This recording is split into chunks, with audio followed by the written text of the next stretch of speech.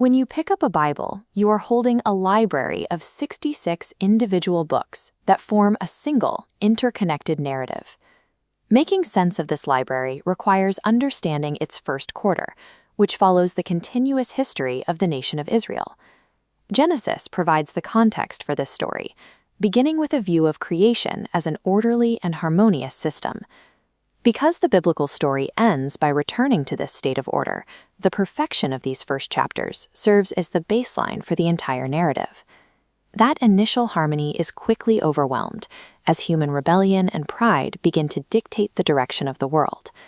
The consequences are immediate. The narrative describes a world consumed by violence, injustice, and widespread suffering. To restrain this human wickedness, the text describes a moment of judgment, a great flood sent to cleanse the earth. With the world broken and humanity scattered, the global approach to restoration has failed, requiring a rescue strategy that centers on a single point of origin. Rather than a collection of loosely related stories, Genesis follows a repeating internal structure that links human history into a single narrative. The author organizes the material into 12 parts, creating a clear architectural framework for the book. These sections are joined by the repetition of a specific phrase, "This is the account of," which appears exactly 11 times. Each of these blocks documents the specific life and family lineages of the figures named in those accounts. This structure acts as a lens. It deliberately shrinks the scope of the story, moving the focus away from the fate of the entire world. The architecture trains the reader to look past the global catastrophe and focus entirely on the survival of one specific lineage. At the very bottom of this narrative funnel, the story arrives at Abraham and his immediate family. Here, God establishes a formal covenant with Abraham, which provides the structural framework for everything that follows.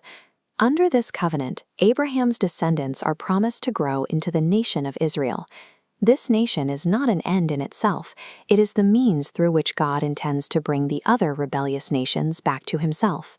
The countermeasure to the global collapse isn't another devastating flood, but a targeted rescue mission launched through one single family. As the book of Genesis concludes, the focus remains on the multiplication of Abraham's family. They have successfully grown from a few individuals into a league of large, distinct tribes.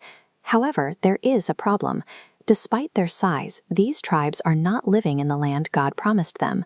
By ending without geographic resolution, Genesis functions more as an opening chapter than a self-contained story. This story is traditionally attributed to Moses, the leader who would eventually guide these tribes out of Egypt. Genesis establishes the necessary background for the 4 books that follow: Exodus, Leviticus, Numbers, and Deuteronomy.